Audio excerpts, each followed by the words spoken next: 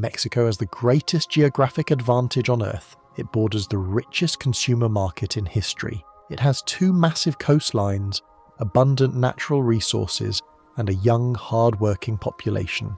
Right now, financial headlines are screaming about nearshoring as global supply chains leave China and flood into Mexican factories. Wall Street says Mexico is the future, but if you look past the corporate press releases, a darker, deeply entrenched reality emerges. Mexico is not ascending, it is trapped. Without the complete collapse of a failed state, without the total isolation of a sanctioned regime, Mexico's stagnation is different. It is engineered, and most foreign investors do not realize the depth of the trap until they are already in it, because optimism is built on export numbers that look incredible on paper, but mask a paralyzed domestic engine. Factories are humming, but 60% of the population works in the shadows of the informal economy. The government promises modernization, but state monopolies bleed the treasury dry. Mexico is not failing because it lacks potential. It is failing because its foundation is poisoned by design, silently draining the wealth of its citizens before it can ever accumulate. Pull up a map. Mexico shares nearly 2,000 miles of border with the United States, the single largest consumer economy in human history.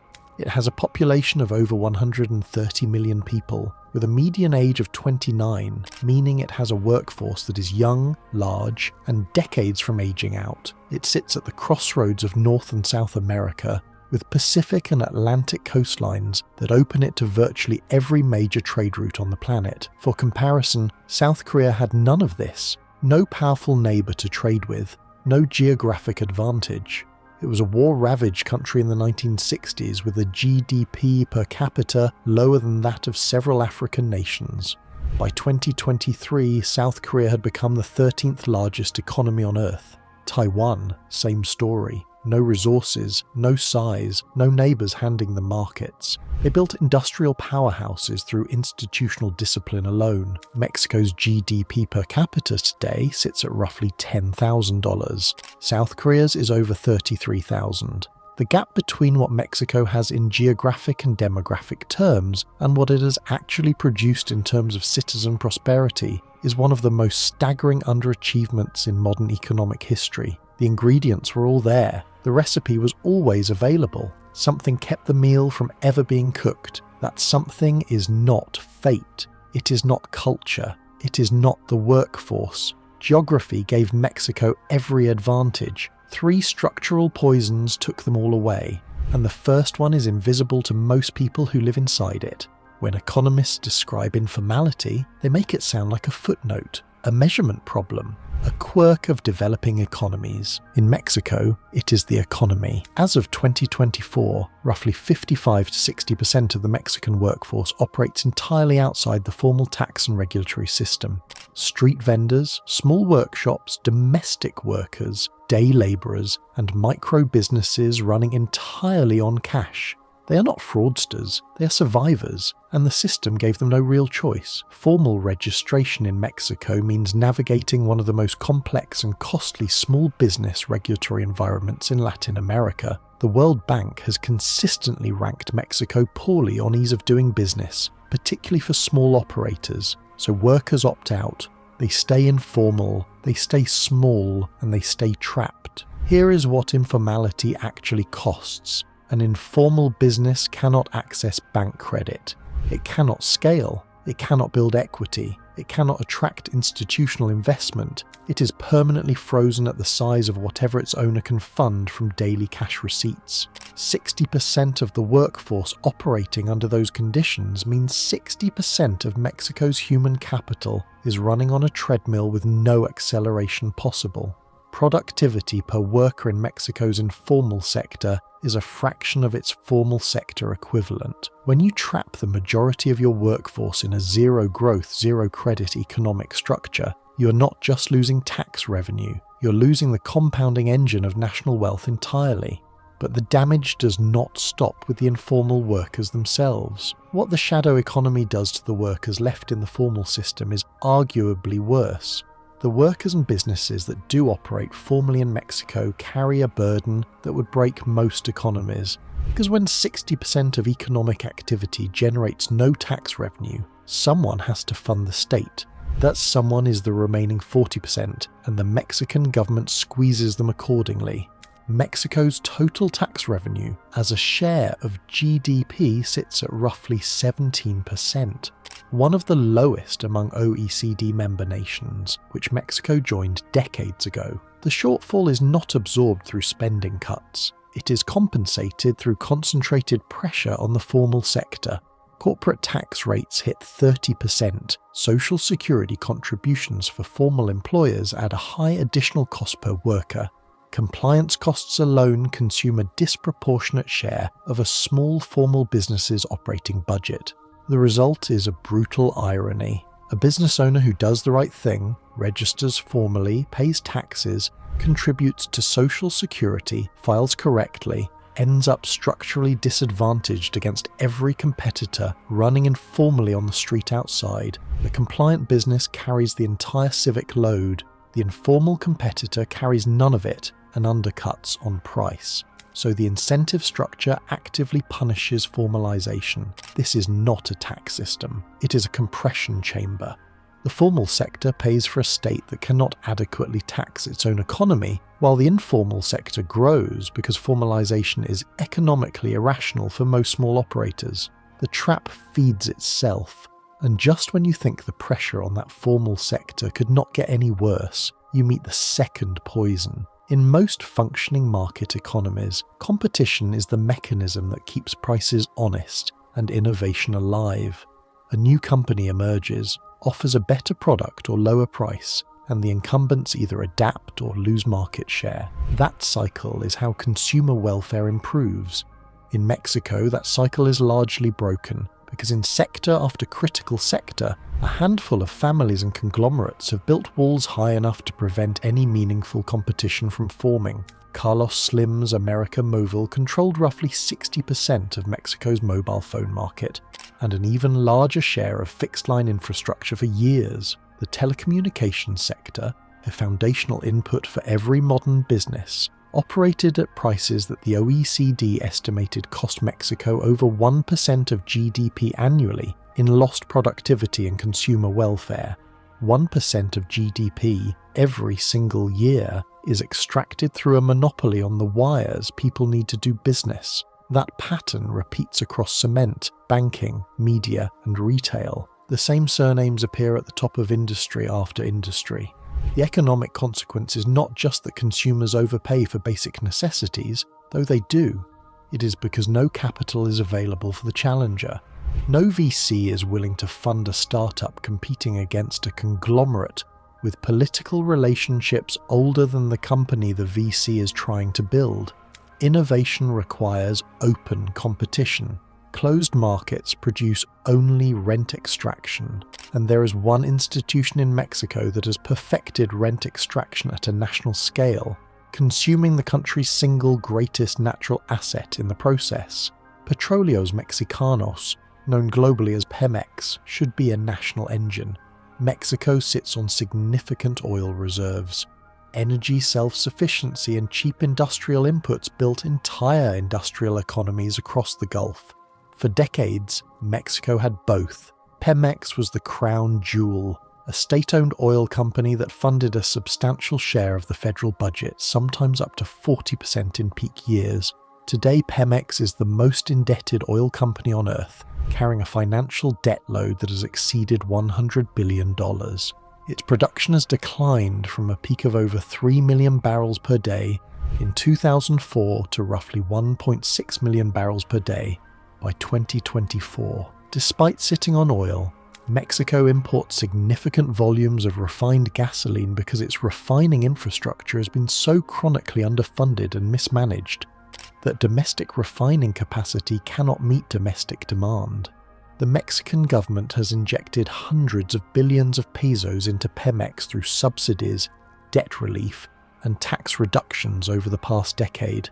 The company continues to hemorrhage cash, it continues to shrink production, and because PEMEX has a constitutional monopoly on upstream oil extraction, no competitive pressure exists to force efficiency, modernization, or accountability. What PEMEX represents at a structural level is a state asset that has become a state liability, absorbing public funds that could have built infrastructure, schools, or the industrial base that nearshoring requires. The second poison is eating the national budget from the inside, and outside the formal economy entirely, the third poison is already collecting its own tax. Forget the violence for a moment. Forget the headlines. Look at the cartels as what they have functionally become. Parallel economic states with their own taxation systems, enforcement mechanisms, and territorial control. Because the most devastating thing about cartel power in Mexico's economy is not the bloodshed, it is the invoice. In Michoacán, avocado farmers pay extortion fees to armed groups as a baseline operating cost. The avocado industry generates over $3 billion in annual export revenue. A meaningful share of that is quietly redirected through extortion before it ever reaches the farmer's account. Lime producers in the same region face identical pressure. Mango growers, strawberry exporters, and small trucking operators. Agriculture across significant portions of Mexico operates with a mandatory invisible tax attached to every harvest. For urban small businesses, the dynamic is the same. A taqueria in a contested neighborhood does not call the police if a criminal organization demands a monthly payment. The police may be compromised or simply outgunned. The business pays, or it closes, or its owner disappears. The Inter-American Development Bank has estimated that organized crime costs Mexico somewhere between 2 and 4% of GDP annually when extortion, theft, and disrupted economic activity are combined. 2 to 4% of GDP every year, extracted from the people least able to pay it.